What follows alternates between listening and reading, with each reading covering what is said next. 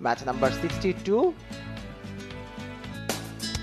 টসে জয়লাভ করে ব্যাটিং এর সিদ্ধান্ত নেয় প্রাইম ব্যাংক ক্রিকেট ক্লাব এবং প্রথম ওভার থেকেই কিন্তু আজিজুল হাকিম তামিমের উপর চড়াও হয়ে খেলা শুরু করেন ওখানে সাব্বির এবং প্রথম ওভারে বেশ কিছু বাউন্ডারি তিনি আদায় করে নেন।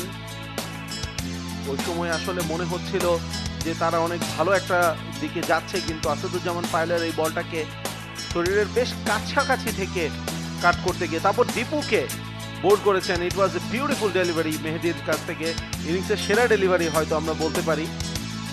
নাইম শেখ দুর্দান্ত কিছু শটস তিনি আজকেও খেলেছেন, কিন্তু শেষমেশ এইভাবে অত্যন্ত দুর্ভাগ্যজনকভাবে তিনি বোল্ড আউট হয়ে যান এবং এটাই আসলে ম্যাচের পুরো রিদমটা পরিবর্তন করে দেয়, পুরো রিদমটা শিফট করে দেয়। প্রতিপক্ষের ফিল্ডারদের কাছ থেকেও আসলে একটু সান্ত্বনা পেয়েছেন। শামীম হাসান পাটোয়ারি আজকে তিনি 7 রানের বেশি করতে পারেননি, বাউন্সারকে নেগোশিয়েট করতে পারেননি ঠিকঠাক মতো। আসাদুজ্জামান পায়েল সেই উইকেটটা তুলে নিয়েছেন। একটা বড় শট খেলতে গিয়ে জাকির হাসান নিজের উইকেটটা বিলিয়ে দিয়ে এসেছেন। খুব ভালো একটা ক্যাচ ছিল ওখানে, একটা পার্টনারশিপ গড়ে উঠছিল তাদের মধ্যে, ইরফান শুক্কুর এবং জাকির। এরপর সাজ্জাদুল হক রিপন এবং ইরফান শুক্কুর ইনিংসের একমাত্র 50 পার্টনারশিপটা তাদের হাত থেকে আসে, তাদের হাত ধরে আসে। ইরফান শুক্কুর 50 করবেন বলে মনে হচ্ছিল, একটা পর্যায়ে মনে হচ্ছিল যে ইনিংসটাকে শেষ পর্যন্ত টেনে নিয়ে যাবেন। অফ সাইডে ভালো কিছু শট আমরা দেখেছি, এরপর সফট একটা ডিসমিসাল, ইরফান শুক্কুর ফিরে যান। এরপর টানা উইকেট পড়তে থাকে। হাসান মাহমুদ বড় শট খেলতে গিয়ে, নাজমুল অপু তিনিও বড় শট খেলতে গিয়ে আউট হন। মিড অনে লং অনে তিনি ধরা পড়েন। খালেদ ক্রস ব্যাট খেলতে গিয়ে বোল্ড আউট হয়ে যান, আকাশে উঠে যায় কিন্তু 6 পেয়ে যান ওখানে। তারপরে একটা লাকি বাউন্ডারি, সাজ্জাদুল হক রিপন দ্বিতীয় ছক্কাটা হাঁকান তারপরের ওভারেই তিনি যেটা হাঁকিয়েছিলেন এবং ওই ছক্কা দিয়ে তিনি 50 পূরণ করেন, কিন্তু তারপরেই এক বল পরেই বোল্ড আউট হয়ে যান নাম্বার 11 ব্যাটার নাইম আহমেদ এবং প্রাইম ব্যাংক ক্রিকেট ক্লাব 203 রানে তারা অল আউট হয়ে যায় 2.5 ওভারের খেলা হাতে রেখে।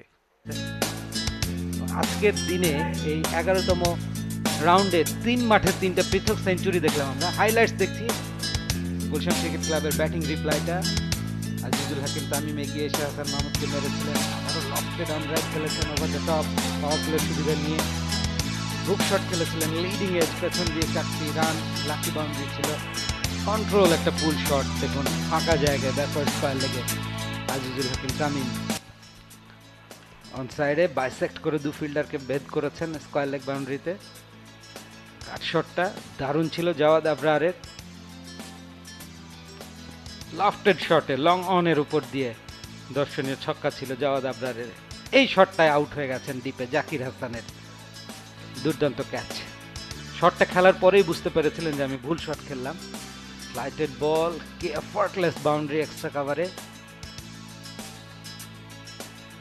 অল্প রান করায় কোনো ঝুঁকি ছিল না, কোনো চাপেই ছিল না। 71 রানের উদ্বোধনী জুটিতেই আজিজুল হাকিম তামিম এবং জাওয়াদ আবরার টোনটা সেট করে দিয়েছিলেন।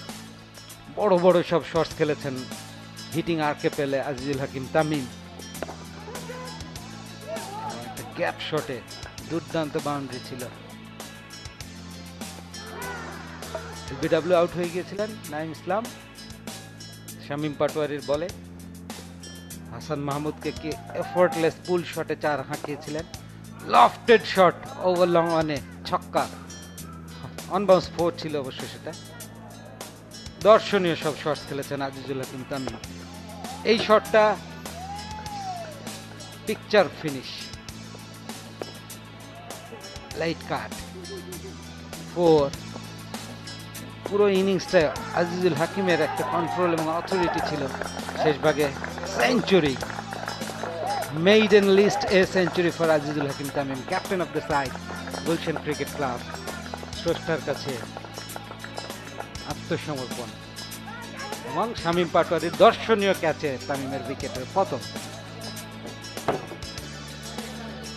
চতুর্থ উইকেটের পতন ঘটেছিল। প্রতিপক্ষ খেলোয়াড়দের কাছ থেকেও অভিনন্দন পেয়েছিলেন দর্শনীয় ইনিংসটার জন্য।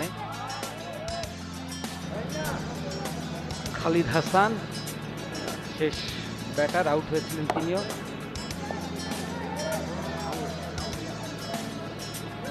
এই যে খালিদ হাসান আউট হলেন। For more updates, subscribe to our YouTube channel and click on the bell icon. Follow us on Facebook and Instagram. Download T-Sports app to enjoy exciting games and highlights. Visit tsports.com.